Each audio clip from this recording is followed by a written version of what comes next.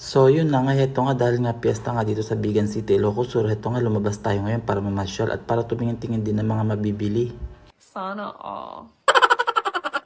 At nandito nga tayo ngayon sa part ng Bigan City, Ilocos Sur. Bago nga tayo tuloy mamasyal, heto nga dumaan muna ako ng simbahan para magsimba. At dahil nga piyesta, heto nga dumaan nga ako dito sa may malaking grotto dito sa may Bigan City, sa may side ng simbahan. Heto nga yung malaking grotto na makikita nyo si Mama Mary. Talaga naman napakalaki ng grotto na ito. At heto nga sinum ko na nga rin para makita nyo na malapitan si Mama Mary. Dahil talaga namang napakalaki na tong Mama Mary na to na nakalagay dito sa malaking grotto. At heto naman ang kanya itsura sa malayo at meron din dyan tusukan ng kandila. At heto nga maglalagay nga kami ng kandila dito kay Mama Mary para magtulos ng kandila at syempre para magdasal na rin.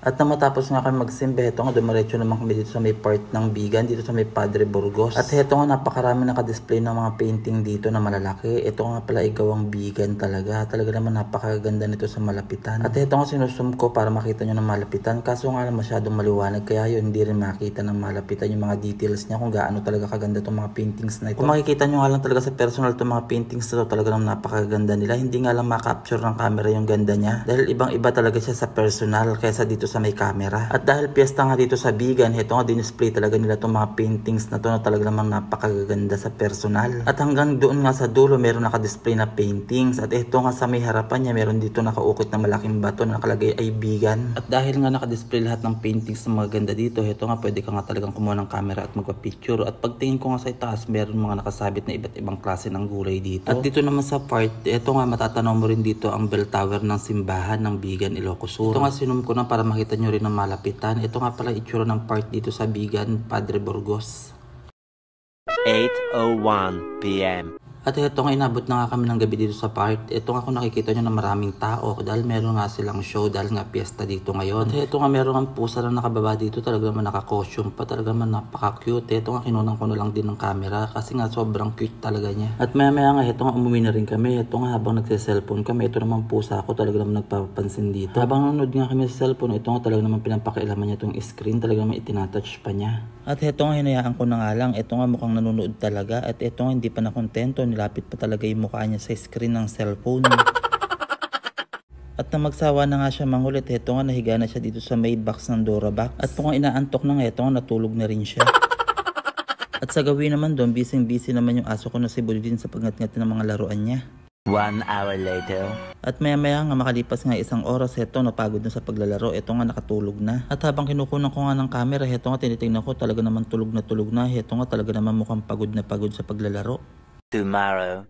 At kinabukasan nga umaga to, ito nga dumating nga yung parcel ko. Ito nga palang nakasupot ng kulay puti. Ito nga pala yung mga nabili ko kahapon nung namasyal ako sa Bigan. At ito naman nakabalot ng kulay black. Ito nga pala yung parcel ko nung na-order ko lang sa Orange App. Ito nga dumating lang kanina. Ito nga inuna ko ng buksan at sasabay ko na rin yung mga pinamili ko kahapon na nakalagay sa kulay puti na supot. At ito nga fast forward na nga tayo na mabuksan ko na nga. Ito nga pala is kitchen organizer o bathroom organizer. Ito nga pala ay 2 piraso na 3 layer. Sobrang mura lang naman ang bili ko dito. Kaya kung gusto nyo rin ito, lalagay ko na yung link sa comment section. Ito nga binuksan ko na para i-assemble natin. Kaya nga binili ko to, nagandahan ko kasi talagang aesthetic lang ang kulay niya, kulay white, tapos maliit lang siya, hindi siya sobrang laki. Pwede mo siya ilagay sa gilid ng banyo or sa gilid ng inyong kitchen. At dahil nga maliit lang to, space saver lang siya. Pwede niyo siya ilagay sa may gilid ng inyong banyo patungan ng mga shampoo. At pwede niyo rin siya ilagay sa inyong kusina, lagay ng bawang, sibuyas, luya. Bukod nga na space saver lang siya, nagustuhan ko pa dito yung kanyang kulay. Talaga naman malinis, kulay puti, aesthetic tignan at simple lang. At na matapos kong assemble, ganito nga ang kanyang itsura. 3 layer lang siya, talaga naman napaka-cute lang niya at talagang napaka-simple lang. At bago ko nga i-assemble ng tuluyan, ito muna ang isang bubuksan ko, yung nabili ko kahapon. Ito nga pala yung mga pang-display dito sa bahay ng mga halaman. Mga artificial plant nga pala to na may kasama ng base. Ito ay mga panglagay sa mga hanging shelf o center table. Pwede rin naman palagay sa ating mga bathroom dahil ito'y plastic lang, kahit mabasa okay na okay lang. At ito nga unang binuksan ko, talaga naman nagandahan ako. Ito nga pala ay mansanas na maliliit. Yan naman kinuha ko to, nagandahan talaga ako dahil parang totoo siya, pulang-pula yung mga mansanas niya. Tapos yung pagka-berde ng mga dahon niya talaga naman parang totoong totoo. At balak ko siya ilagay sa aming kitchen shelf. At ito naman susunod, talaga naman nagustuhan ko, para talaga siyang totoong totoo. Sobrang kapal pa ng dahon niya. Ito naisip ko maganda siya ilagay sa kitchen or sa bathroom. Dahil nga ito'y plastic lang, pwede siyang mabasa. Okay na okay lang na mabasa siya. Ito nga kagandahan, yung paso niya para talagang babasagin at makapal pa yung mga dahon niya. At ito naman pangalawa, nagandahan ko rin. Ito naman dahon na to mas maliliit kaysa sa nauna. Ang nagandahan ko naman dito, yung dahon niya parang totoong totoo tapos makapal. At isa pang nagustuhan ko dito, yung quality niya talaga namang maganda at mukhang matibay talaga. At saka sa personal, yung itsura ng halaman na to para siyang realistic talaga, parang totoong halaman. At sunod naman, ito nga pala yung nakuha ko. Ito nga pala yung sinasabit sa pinto. Napakaganda lang kasi ng message na to, kaya nga naman kinuha ko. At ito nga tatanggalin ko nga sa plastic para makita nyo ang itsura niya. At para mabasa nyo rin ng buo itong message niya. Talaga namang napakaganda nga naman ang ibig sabihin. Ang sabi, family, a little word, created by love.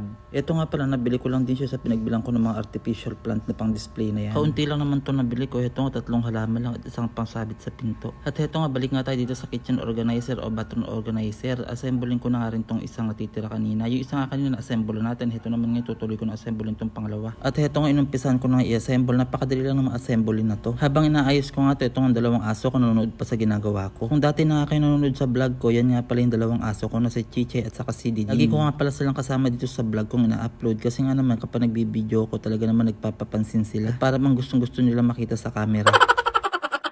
At ito nga natapos ko nang buuin. Ganito nga pala ang itsura niya kapag nabuo na. Ito talagang maliit lang siya at 3 layer. Bala ko nga sana itong pagpatungin para maging 6 layer. At ito nga sinubukan ko nga rin ipatong itong mga artificial plant dito sa may organizer. Mukhang okay naman siya, maganda siyang tignan. At ito naman palagay sa pinto, sinabit ko na lang muna dyan. Ito nga niligpit ko na lang din itong mga pinagbalutan dito para naman maitapon ko na sa basurahan. At nang maitabi at nang maitapon ko ng mga pinagbalutan, ito nga i-flex ko lang uli sa inyo itong mga halaman bago ko ilagay dito sa may paglalagyan ko dito sa may table. Itong mga ganitong artificial plant nga naman na meron na siyang sariling base, maganda talaga to ilagay sa mga center table at sa mga hanging shelf. At bagay din itong ilagay sa ating kitchen or kaya naman sa ating mga bathroom. Yung mga ganitong prutas naman maganda siya ilagay sa dining area. At pwede rin naman talaga itong i-display sa ating mga living room. At dahil sa kitchen ko nga balak ilagay itong organizer, heto nga tatry kong pagpatong-patungin para tumaas. At bago nga ako mag-umpisa, heto nga lumapit pa sa akin yung aso kong si Didin na gusto pang magpabuhat, parang naglalambing pa.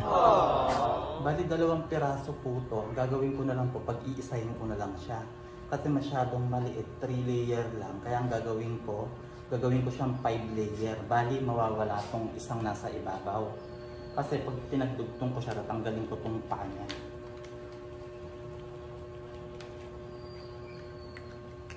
Kapag tinanggal ko tong paa niya, tapos dinugtong ko rito, magiging doble itong nasa gitna na to.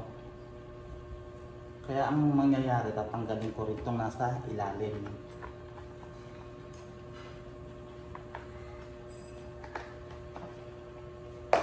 Nung natanggal ko rin nasa ilalim, tatanggalin ko rin itong nasa ibabaw na to. Para dito ko itutusok yung kakabit ko.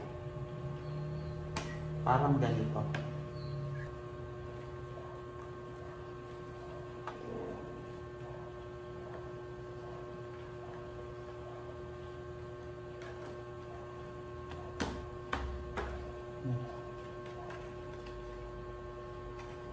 Naging 1, 2, 3, 4, 5. 5 layer. Wow. Bali ito naalis. Kasi wala siyang yung ganitong paa na mahaba. Ito ngayon, lalagay ko na sa kusina.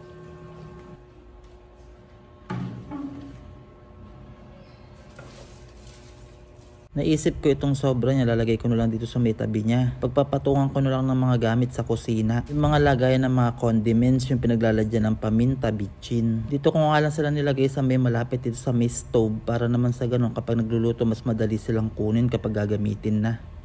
Tomorrow. Ito nga, nakakalat na naman itong mga gamit ko dito. Ito nga yung hand drill, yung plais at saka itong tools. Ito nga kasi lagayan ko, isang box lang siya na kahon. Kaya nga kapag tinatabi ko sila dito ko lang sila sa isang box nilalagay. Pero ngayong araw dumating na rin sa wakas yung in-order ko na lagayan nila. Ito papakita ko sa inyo at i-unbox natin.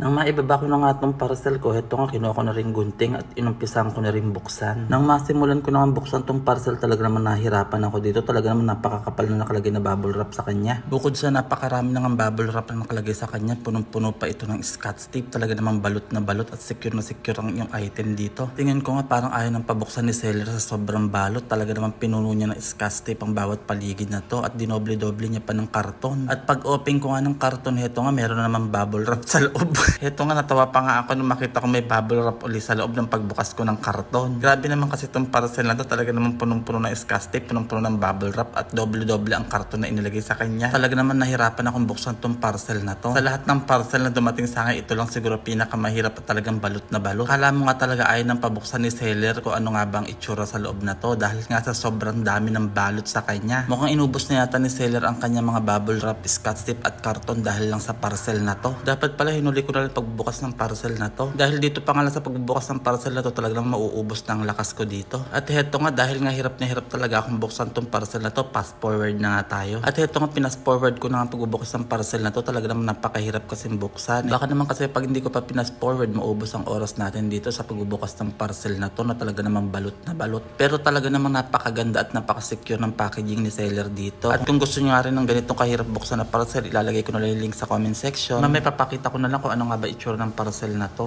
At heto nga, sa wakas nabuksan ko na din tong parcel na to. Heto nga pala toolbox.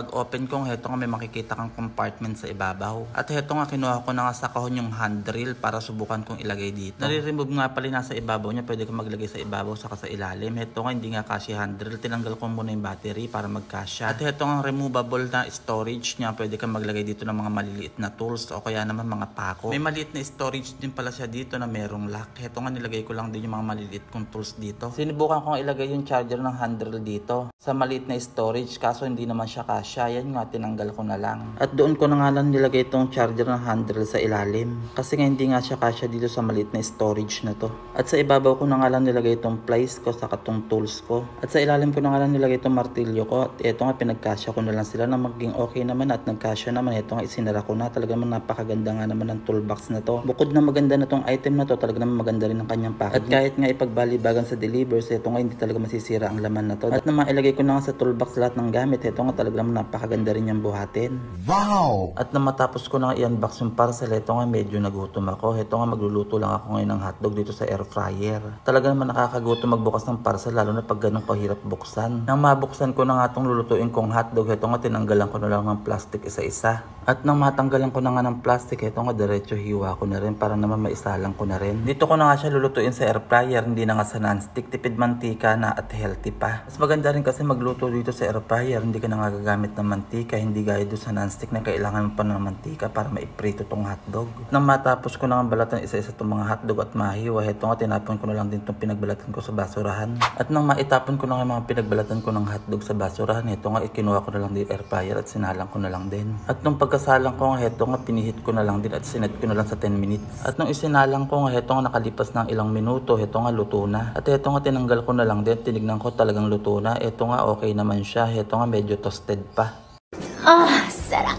At nang matapos ko nang lutuin yung mga hotdog sa air fryer, heto nga dumiretso na lang ako dito sa aming kusina para mahugasan itong mga nakatambak dito. At heto nga bago ko tuloy ang sabunin, binabanlawan ko muna. Ito nga ununa ko munang balawan itong mga baso, sunod yung mga kutsara, plato at mga tasa. At hinuhuli ko nga balawan at hugasan yung mga pinaglulutuan natin ng mga ulam gaya na lang ng mga non-stick at mga kaldero. At heto nga huli ko nga binalawan itong aming pressure cooker. At nang mabalawan ko na nga lahat, heto nga muna nilinis ko nga muna itong lababo na pinagbalawan ko para naman pag nagsimula na akong magsabon, malinis itong lababo. lababo. At nang matapos ko na nga linisin itong lababo, ito nga kinuha ko lang itong maliit na stainless na to. Dito kasi ako maglalagay ng tubig na may dishwashing liquid. At ito nga bago ko tuloy lagyan ng tubig at dishwashing liquid, ito nga nilinis ko na lang muna. Na matapos ko nga linisin, nilagyan ko na lang ng tubig at nilagyan ko na rin ng dishwashing liquid para magsimula na ako magsabon. At nang matapos ko na lagyan ng tubig at dishwashing liquid, ito nga sinumulan ko na rin pabulain. At nang mapabula ko na nga, ito nga sinumulan ko na rin magsabon. Inuna ko na nga lang din sabunin itong mga kutsara, sandok, kutsilyo. Sa pagsasabon naman, inuuna ko talagang sabunin itong mga kutsara. Isa-isa ko talagang sinasabon kasi ito ginagamit natin, sinusubo natin sa ating bibig kapag tayo kumakain. At nang matapos ko na nga sabunin itong mga kutsara, kutsilyo at mga sandok, ito nga sunod ko na rin itong mga maliliit na mangkok na lagayan ng mga sabaw at susunod naman itong mga tasa at mga basong plastic. At nang matapos ko na hugasan yung mga basong plastic, ito nga sunod ko naman itong mga tasang babasagin. At nang matapos ko na hugasan yung mga kutsara, kutsilyo, sandok, baso, tasa, ito naman ngayon sunod ko naman itong mga plato. Nang matapos ko na sabunin yung plato, ito nga sunod ko na rin itong salaan at ito nga hinuli ko na lang itong pressure cooker namin kasi nga ito malaki talaga. Kaya ito nga kinuskus ko lang din na mabuti itong pressure cooker hanggang sa luminis yung loob at hanggang sa labas. At nang matapos ko ang kuskusin, ginilid ko na lang muna dyan. Ito nga nilaban ko na lang muna itong basahan na ginamit ko sa paghuhugas. At kinuha ko na lang din lagay ng dishwashing liquid at dinamay ko na lang din hugasan. At nang matapos ko na hugasan itong lagay ng dishwashing liquid at itong sponge, ito nga binalik ko na lang din sa dati. Tinapon ko na nga lang din yung tubig dito at ito nga nagsimula na rin ako magbanlaw. Inuna ko lang din banlawan itong mga sandok, kutsara. At ito nga fast forward na nga tayo sa pagbabanlaw, ganun lang din. Inuuna ko lang din yung mga maliliit gaya ng kutsara, kutsilyo, sandok. Sunod naman ang mga baso, tasa, mangkok at plato. At pagkatapos nga ng mga plato, sinusunod ko na mahugasan yung mga malalaki gaya na lang ng mga pinaglulutuan natin ng mga ulam na mantika, gaya na lang pigprituan ng itlog at hotdog. At nang maurungan ko na nga itong pressure cooker, ito nga pinatay ko na lang dito nawasa. At nang maitob ko na yung pressure cooker, ito nga kinuha ko na lang itong basa at pinunas ko dito sa may paligid ng nababo para naman mawala yung mga basa-basa dito. Pinanay-panay ko nga lang ang pagpunas dito sa may gilid ng nababo. Ito nga inangat ko na rin itong lagayan ng dishwashing liquid para naman mapunasan din yung ilalim nito. At nang matapos ko na punasan ng mabuti itong paligid ng nababo, ito nga inangat ko lang ulit itong sink drainer namin at pinunasan ko lang din pinaglalagyan niya. At nang matapos ko nga punasan lahat, ito nga nilaban ko lang din na mabuti itong basahan dito. At pagkalaba ko nga mabuti, ito nga nilatag ko na lang dito para matuyo. Tinapon ko na nga lang dito yung laman ng sink drainer namin. Ito nga hinugasan ko na lang siyang mabuti. Na mahugasan ko na nga mabuti, ito nga binalik ko lang siya sa dati niyang pinaglalagyan. At nang maibalik ko na nga itong sink drainer, ito nga binuksan ko na yung nawasan. Nilinis ko lang itong nababong pinagamitan ko at hinugasan ko na mabuti kamay ko at patapos pinagpag. At nang matapos ko na linisin na babo, nagpunta nga ako dito sa aming sala. Napansin ko nga itong lagayan namin ng mga lucky charm ng mga display. Ito nga marami ng alikabok. At ito nga kumuha lang ako ng isang malinis na basahan at para punasan itong mga to.